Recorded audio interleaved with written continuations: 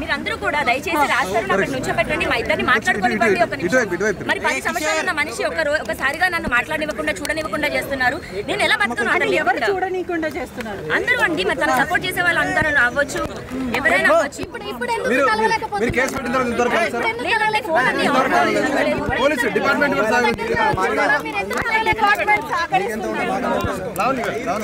ఏమి తప్పు చేయని మనిషి ఎందుకు తప్పించుకుంటాడు? తప్పించుకొని వెళ్ళిపోతున్నాడు. సమాధానం చెప్పండి. వెళ్ళనివ్వండి, వెళ్ళనివ్వండి, వెళ్ళనివ్వండి. మీకు పెళ్ళైంది కదా, మీ భర్త మిమ్మల్ని వదిలేస్తే ఏంటి? నా భర్త నన్ను వదిలేశాడు, నాకు నా భర్త కావాలి, నాకు నా భర్త కావాలి. అన్నీ అయ్యాయండి, 10 ఏళ్ళు ఉన్నామండి. పెళ్ళంటున్నారు, 10 ఏళ్ళు ఉన్నాడండి నాతో, 10 ఏళ్ళు ఉన్నాడు. మీకు తాళి కట్టడం వీడియో కానీ ఫోటో కానీ అట్లాంటివి ఏమైనా ఉన్నాయా చెప్పండి.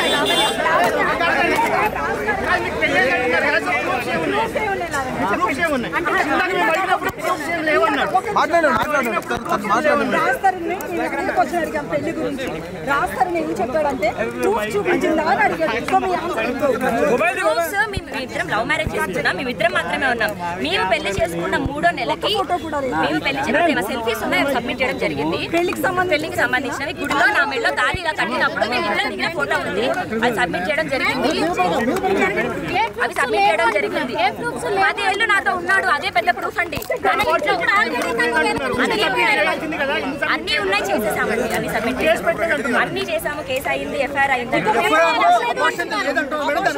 ఇప్పుడు నాతో నిన్న పడుకున్నాడు, నాతో నిన్న తిన్నాడు, నాతో అబార్షన్, అవన్నీ పెట్టాల్సిన అవసరం లేదండి. అవి ఏం జరిగాయో అవి మేము కోర్టుకి ఇచ్చుకుంటాము.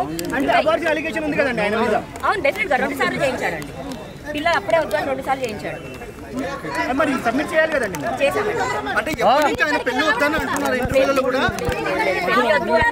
బయట సమాజానికి అదొక కారణంగా చెప్తున్నాడు అంతే తప్ప ఎందుకు అర్హత లేదండి. అతను నా ఇంట్లో నుంచి పారిపోయాడు. ఈ కార్ చూడండి, అతను కానీ అతను వారి ఫాదర్ కానీ రాస్తారు ఇల్లు రాస్తారు కార్ తీసేసుకున్నాను అంటారు. నేను ఒక నార్మల్ అమ్మాయిని వాళ్ళ అతని ఇంట్లో ఉన్న మనిషిని తీసుకొని ఏదో కబ్జా చేయడానికో ఇప్పుడు ఇంటికి వచ్చి చూసుకుంటారా? ఆకలి ఇస్తున్నారు, ఒకసారి పెడతారు, 2 సార్లు పెడతారు. 11 ఏళ్ళు ప్రూఫ్స్ అన్ని సబ్మిట్ చేయడం జరిగిందండి. లేవు అని అతను చూపించమనండి. ప్రూఫ్ ఉందని చూపించాను.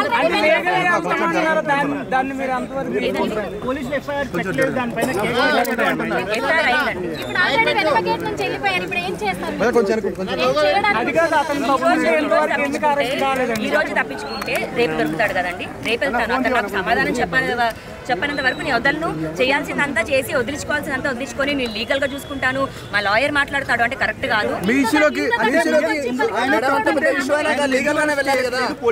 అదే అండి, ఇప్పుడు ఎందుకు అరెస్ట్ చేయట్లేదు అన్నది డెఫినెట్ గా. ఇప్పుడు అతను మరి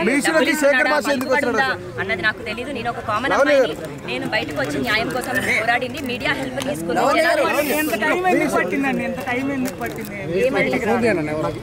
నాకు 10 ఏళ్లలో ఇప్పుడే కదండి నన్ను వదిలేసింది. ఎప్పుడు వదిలేసి పెళ్లి చేసుకున్నామని బయట ప్రపంచానికి చెప్పనంత మాత్రాన